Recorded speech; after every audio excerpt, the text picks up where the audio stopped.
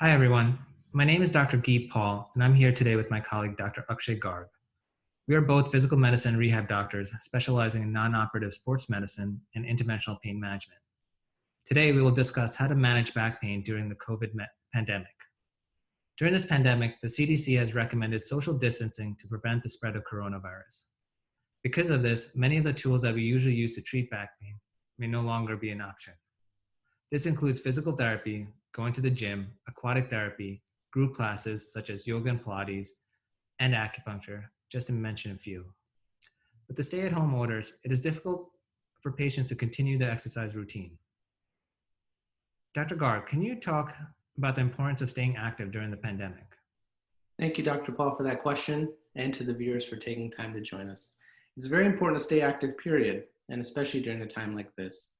People are unable to get to the gym, get to physical therapy, and it's becoming difficult for many to keep up with their exercise program. Staying active, though, can help with so many things, including controlling your weight, preventing any worsening of your back pain, and also with mental health. We want to encourage our patients to stay active who have continued to make such great progress in managing their back pain. Many studies have shown that exercise, especially aerobic exercise, can benefit you just as well as physical therapy or a weightlifting program. During an activity, your back can stiffen and worsen your pain. And during prolonged periods of being inactive, the muscles supporting your back can even weaken. That's why it's extremely important to consult with your doctor to find other ways while at home to stay moving. This can help with maintaining and restoring strength, flexibility, and endurance when it comes to low back pain. Exercise will also help lift your mood, sleep better, lower your stress, which is something critical for everyone right now who have had to make such big changes to their day-to-day lives. As we know, stress can also cause someone to have worsening overall pain. And then, of course, other than helping with chronic pain, staying active has numerous other health benefits, including lowering your cholesterol, blood pressure, keeping your sugars down if you're diabetic. So all in all, it's very important to keep up with an exercise program during the pandemic. And that leads us into our next question. Dr. Paul, with all that being said, what are some of the things people can do at home to help with their back pain? Thanks, Dr. Garg. One of the most common reasons for back pain is poor posture. Since the pandemic, many of us are working from home. We have to resist the urge of falling to bad habits, such as working on your laptop while laying on the couch or the bed. This will lead to poor posture. Poor posture can lead to stress on your back, neck, and core muscles, leading to what we call myofascial pain. Prolonged sitting or bending forward will put extra stress on your disc and your spine, which can cause discogenic pain.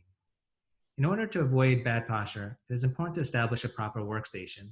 The computer screen should be at eye level, shoulders should be relaxed and not hunched up, arms should be parallel to the floor, and both feet should be flat on the ground. Also, remember to take breaks every half hour or an hour and stand and stretch. This will prevent your back from getting stiff and also take some pressure off your spine. For patients with chronic back pain, it is important to continue their physical therapy or their home exercise program.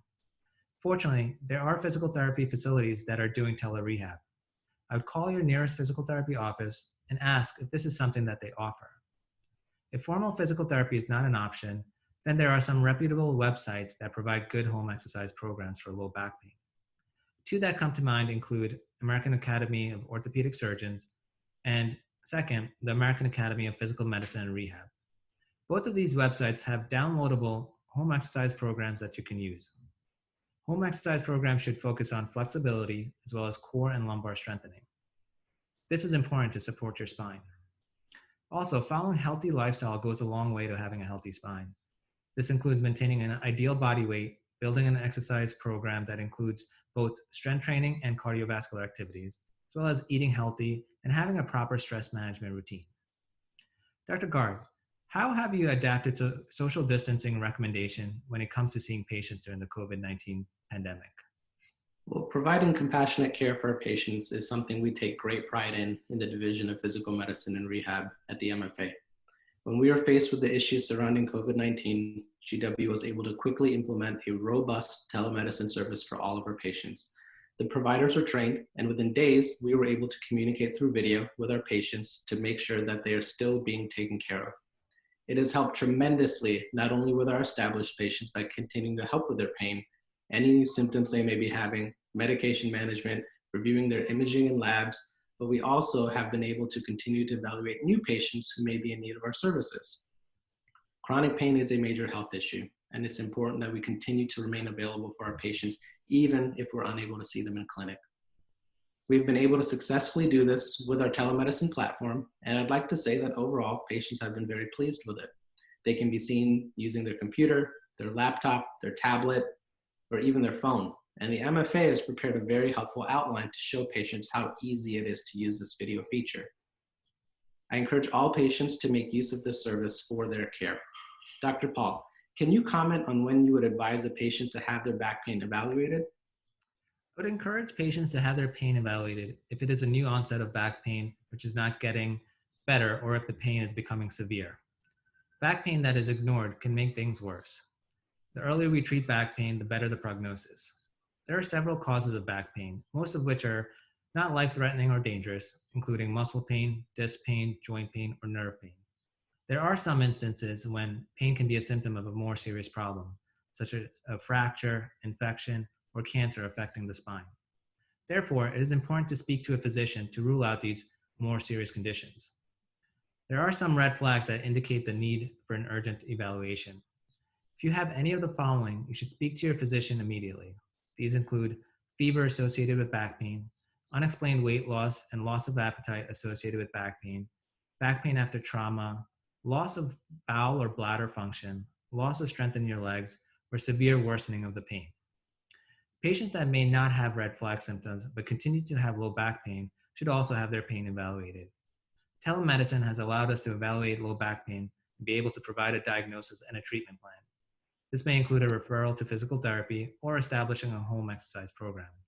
Maybe providing a prescription for medications for those patients that are not getting better with conservative treatment.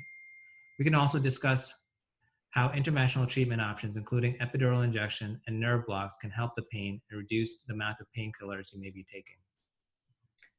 Dr. Paul and I would like to thank you again for taking the time to view our video, and we hope it was helpful. Remember, it's crucial that you speak with your physician about any medical concerns you may have, especially in light of the COVID-19 pandemic. It's also important to follow all guidelines regarding social distancing and other practices designed to help decrease the spread of the virus for the safety of each individual and their loved ones.